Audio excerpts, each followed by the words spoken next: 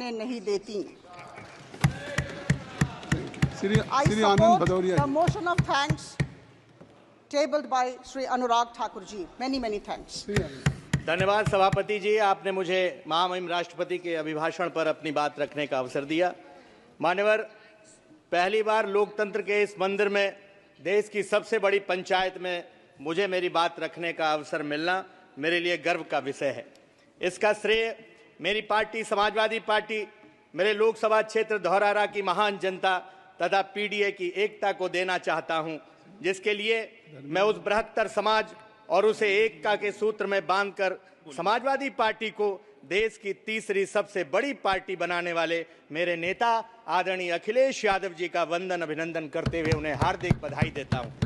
माननीय अध्यक्ष जी, मुझे उम्मीद थी कि महामहिम राष्ट्रपति जी के अभिभाषण में किसानों की आय दोगुनी करने का जो एक दशक पुराना वायदा है उसका कुछ तो उल्लेख होगा। याद रखना, बिना किसानों के समृद्धि के अमृतकाल और विकसित भारत जैसे शब्द बेईमानी है। मुझे अदम गोंडवी साहब की 4 पंक्तियां याद आ रही हैं। तुम्हारी फाइलों में गांव का मौसम गुलाबी है, मगर ये आंकड़े झूठे हैं, ये दावा किताबी है।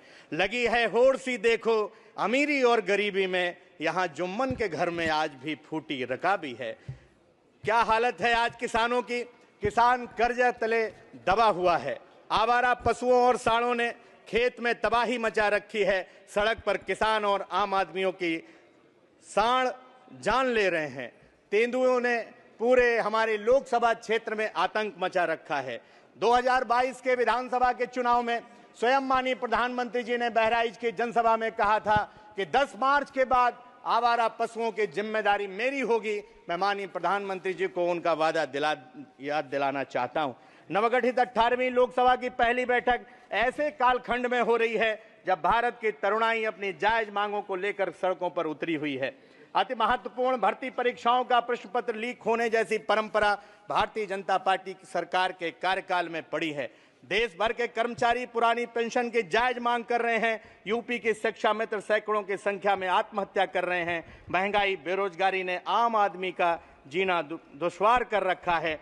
मैं देश के इन युवाओं को, इन सभी कमेरा वर्ग के लोगों को पूरी जिम्मेवारी के साथ कहना चाहता हूं, ये विश्वास दिलाता हूं कि समाजवादी पार्टी आपकी आवाज बुलंद करती रहेगी। हमने ये सोचकर तलवार उठा ली, बढ़कर जुल्म सहना भी तो जालिम की तरफदारी है। सभापति जी, यहां आने से पहले नई संसद के बारे में काफी कुछ सुना था, लेकिन अंदर घुसते ही कदम ठिठक गए जब फर्श पर हमने मोर पंख की प्रतिकृति देखी।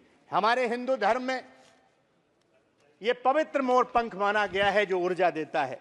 स्वयं भगवान श्री कृष्ण ने अपने माथे पर इसको मान देने का काम किया था। अपने सदन की आलोचना नहीं जी।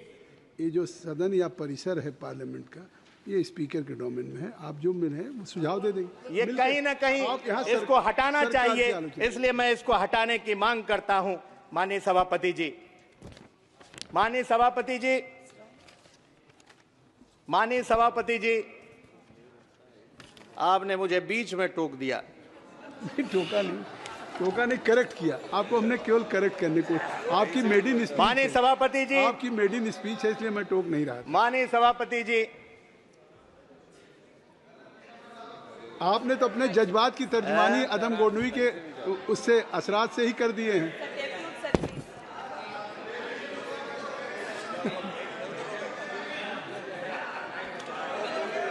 नहीं, माननीय सभापति जी, अब आपने,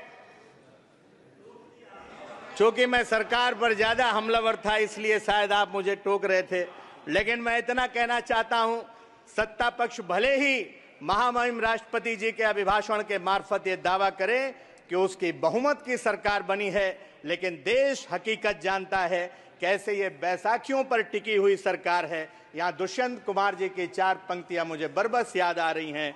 तुम्हारे पांव के नीचे कोई जमीन नहीं, कमाल यह है कि फिर भी तुम्हें यकीन नहीं। मैं इन बेपनाह अंधेरों को सुबह कैसे कहूं, मैं इन नजारों का अंधा तमाशबीन नहीं। अंत में मैं नैमिषारण्य की पवित्र पुण्य भूमि, छोटी काशी गोला की पवित्र पुण्य भूमि, महाराजा छीतापासी की पवित्र पुण्य भूमि की नमन करते हुए आदरणीय नेताजी के चरणों में आदरणीय नेताजी के चरणों में नमन करते हुए अपनी बात को समाप्त करता हूं। जय भीम, जय भारत, जय समाजवाद। बहुत धन्यवाद आनंद जी। बहुत बढ़िया।